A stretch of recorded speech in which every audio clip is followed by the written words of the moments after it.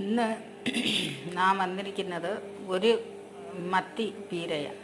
അപ്പം മത്തി ചെറിയ മത്തി കിട്ടിയത് കൊണ്ട് ഇന്ന് പീര വയ്ക്കുക.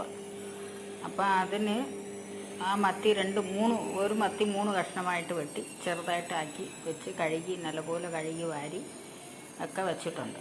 അപ്പം നമുക്ക് പീരയാണ് വയ്ക്കാൻ പോകുന്നത്. അപ്പോൾ ഒരു ചട്ടി എടുക്കാം.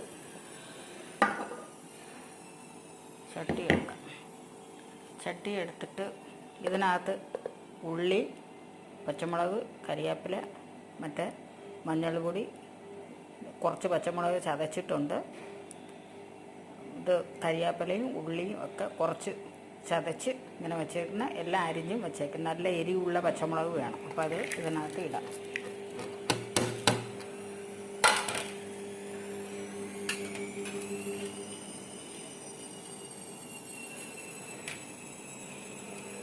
ഇട്ടിട്ട് നമുക്ക്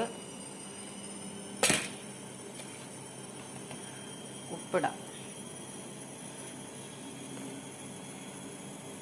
വെളിച്ചെണ്ണ ഒഴിക്കാം. അപ്പം ഇത് നമുക്ക് നല്ലപോലെ തിരുമാം.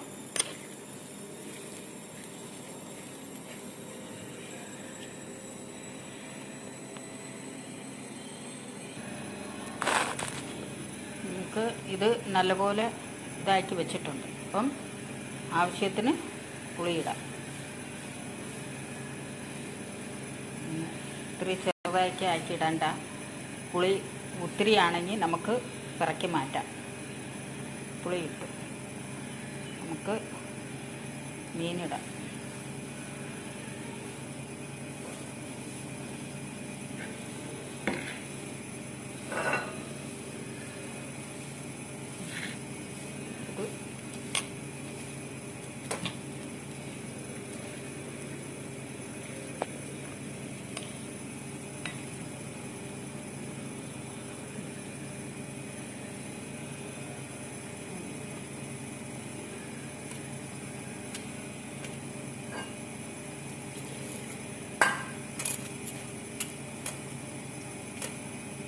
ശകലം വെള്ളം ഒഴിക്കാം. അത്രയും മതി. നമുക്ക് അടുപ്പേ വയ്ക്കാം.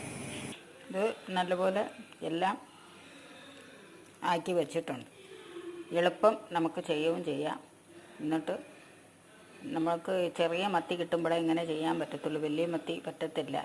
അതുകൊണ്ട് ഇന്ന് നമുക്ക് മീൻ പീരയാണ്. ഇന്നലെ വറുത്തു, ഇന്ന് മീൻ പീര ഉണ്ടാക്കുക. അതുകൊണ്ട് നല്ല ടേസ്റ്റായിരിക്കും. എളുപ്പം ഉണ്ടാക്കുകയും ചെയ്യാം. പക്ഷേ മീൻ പീരയ്ക്ക് നമുക്ക് എപ്പോഴും ചുവന്ന ഉള്ളി വേണം ഇടാൻ. സവോള ഇടുവാണെങ്കിൽ അതിൻ്റെ ടേസ്റ്റ് വരത്തില്ല. അപ്പോൾ ചുവന്ന ഉള്ളി വേണം ഇടാൻ.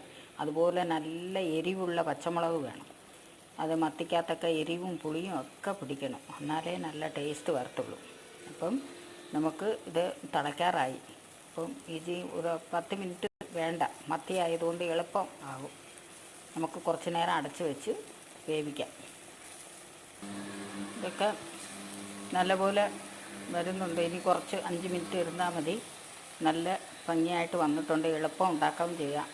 തേങ്ങ അരച്ച് കറി വയ്ക്കുന്ന അതുപോലെ ഇന്നാളെ ഒരു ദിവസം കഷ്ണം മീൻ പൊടിയായിട്ട് ആക്കി വെച്ചു. അത് നല്ല ടേസ്റ്റായിരുന്നു. ഇതിൽ കാണുന്ന എല്ലാവരും മത്തി കൊണ്ട് പീര വയ്ക്കും. അല്ലേലും നമുക്ക് ചെറിയ മത്തി കിട്ടും. ചെറിയ മീൻ കൊണ്ടല്ല, ഇതും പൊടി കഷ്ണങ്ങളായിട്ടൊക്കെ ആക്കിയിട്ട് ഒക്കെ വെക്കാം. ഇത് കുറച്ച് വലിയ മത്തിയായിരുന്നു. എന്നാലും 3 കഷ്ണമായിട്ട് ആക്കിയിട്ട് വെച്ചതാണ്. കുറച്ച് നേരം അടച്ച് വയ്ക്കാം.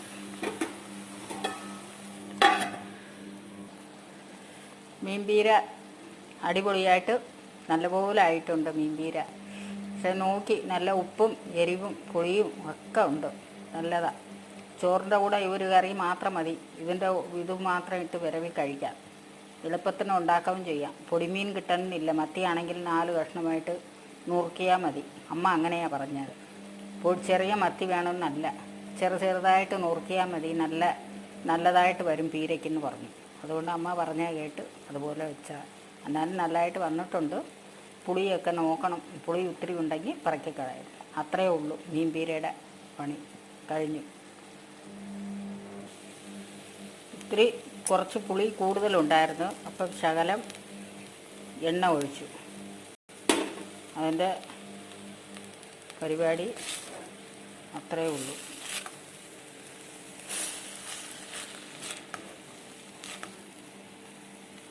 പുളിയെല്ലാം പിറക്കി കളഞ്ഞു. 1-2 പുളിയേ ഉള്ളൂ. അത് മത്തി നല്ലപോലെ വെന്തിട്ടുണ്ട്. നല്ല